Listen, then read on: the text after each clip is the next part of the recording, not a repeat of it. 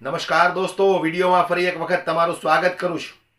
છેલ્લા 15 દિવસથી ગુજરાતની અંદર જે મુદ્દો ચાલી રહ્યો છે પરસોત્તમ રૂપાલાને લઈને, ત્યારે બહારના રાજ્યોની અંદર શું ચાલી રહ્યું છે, દિલ્હીની અંદર શું ચાલી રહ્યું છે, જે રીતે અરવિંદ કેજરીવાલની ગિરફતારી કરવામાં આવી છે, આજે લોકો ગુજરાતની અંદર એ વાતને બિલકુલ ભૂલી ગયા હોય એવું લાગે છે।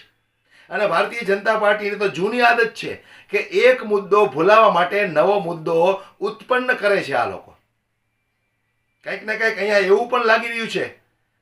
ત્યારે અરવિંદ કેજરીવાલના સમર્થનમાં જે મહિલાઓ આવી છે અને એ મહિલાએ દેશના પ્રધાનમંત્રી પર જે પ્રહાર કર્યા છે, ખરેખર સાંભળવા જેવો વિડીયો છે કે બહારના રાજ્યમાં શું ચાલી રહ્યું છે।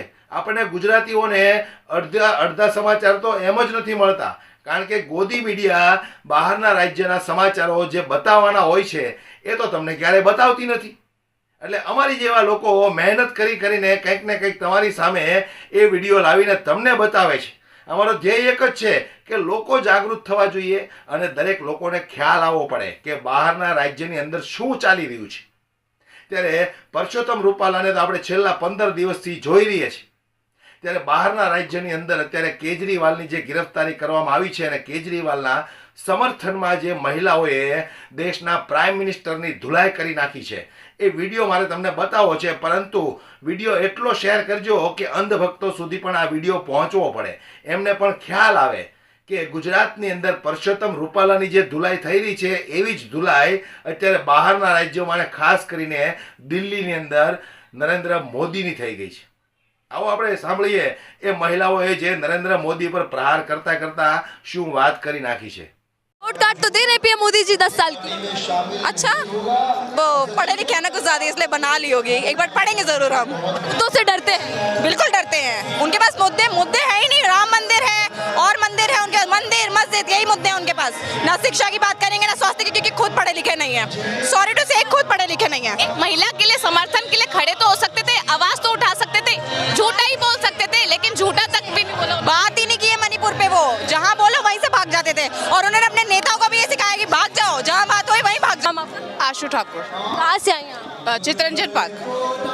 आज देखिए 24 का चुनाव, मैम आप कैसे देख रहे हैं? क्योंकि राजनीतिक पार्टियां तो कह रही है कि बहुत अहम है, देश की दिशा और दशा बदलने वाला चुनाव है। आपकी नजरों में क्या? देखिए, आज भारत को इस मोड़ पे भारतीय जनता पार्टी ले आई है कि आज जनता को इस तरीके का उपवास करना पड़ रहा है, इस तरीके के प्रोटेस्ट करने पड़ रहे हैं। आए दिन ये हमारे नेताओं को जेल भेज रहे हैं, बिना किसी सबूत के जेल भेज रहे हैं। आज तक जितने भी नेता गए हैं, आज तक इनका कोई सबूत है जो पेश नहीं कर पाएंगे कि ये किस वजह से इनको जेल किया गया है। हमारे संजय सिंह जी के ऊपर 6 महीने वो जेल काट के आए हैं, उनके ऊपर कोई केस नहीं बना, कोई सबूत उनके खिलाफ पेश नहीं कर पाए, फिर भी उन्हें 6 महीने तक उन्होंने जेल में रखा। इसी तरीके से हमारे मनीष सिसोदिया जी हैं, अरविंद केजरीवाल जी हैं, जिनको इन्होंने अरेस्ट कर लिया। ठीक लोकसभा चुनाव से पहले इन्होंने हमारे मुख्यमंत्री, दिल्ली के मुख्यमंत्री जिनको जनता ने चुनी है, इन्होंने जेल में कर दिया।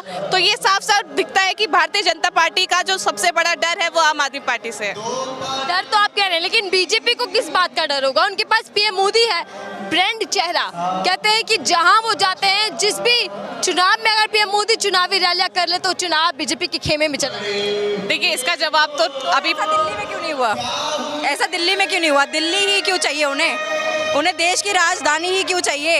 ऐसा क्या डर है उन्हें अरविंद केजरीवाल से, जो कि मोदी जी भी कम पड़ गए अरविंद केजरीवाल जी के लिए?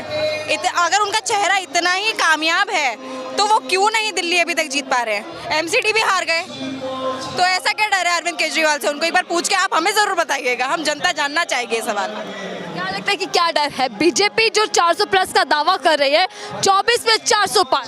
देखिए, इसका तो जनता ये जो 25 मई को जो चुनाव है दिल्ली के अंदर, इसका साफ साफ वो उनको दिखाएगी इनका क्या रिजल्ट आता है। क्योंकि अभी तक जितने भी हम देख रहे हैं इंडियन अलायंस के लोग आ रहे हैं, सब लोग इतना समर्थन कर रहे हैं। हम लोग जाते हैं यहाँ तक कि भारतीय जनता पार्टी के भी लोग होते हैं, जब हम लोग अपना कैंपेन कर रहे हैं तो वो लोग कहते हैं कि नहीं, ये बहुत गलत हुआ है, इस तरीके से तो नहीं करना चाहिए। चाहिए था। दूसरे लोग भी सपोर्ट कर रहे हैं, तो इससे साफ साफ जाहिर है कि जो चीज़ हो रही है भारत के अंदर बहुत गलत हो रही है। लेकिन बीजेपी मैम आप कह रहे हैं कि केजरीवाल से या फिर बाकी विपक्षी नेताओं से डर लगता है इसलिए बीजेपी ऐसा कर रही है, लेकिन बीजेपी तो उसको दिखा रही है कि भ्रष्टाचार के खिलाफ ये लड़ाई है और सारे भ्रष्टाचारी जेल के अंदर हैं। लेकिन पूरे भारत में सिर्फ दिल्ली में भ्रष्टाचार है और पूरे देश में दिल्ली में भ्रष्टाचार है, जो सिर्फ इनको दिल्ली में ही दिखा क्योंकि दिल्ली में इनकी सरकार ही नहीं है, ना सीएम पद पर है ना एमसीडी में रही इनकी सरकार, तो इनको सिर्फ भ्रष्टाचार दिख रहा है जो इन्होंने नहीं किया पूरे भारत में, वो दिल्ली में किया गया है और जिसका इनके पास सबूत भी नहीं है। इनकी गोदी मीडिया भी कुछ दिखाती नहीं है।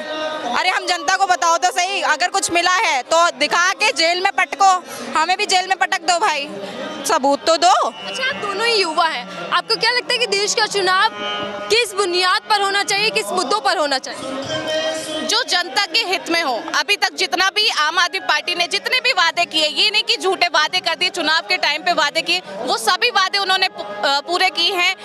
भारत के अंदर सबसे ज्यादा जरूरी है शिक्षा। जो शिक्षा उन्होंने अब दिल्ली के अंदर एक शिक्षा मॉडल वो लोग लेके आए हैं जिसका प्रचार विदेशों तक भी हो रहा है। लोग बाहर से लोग देखने आते हैं, दिल्ली का शिक्षा मॉडल देखने आते हैं। स्वास्थ्य के अंदर उन्होंने बदलाव किया है, हर तरीके का।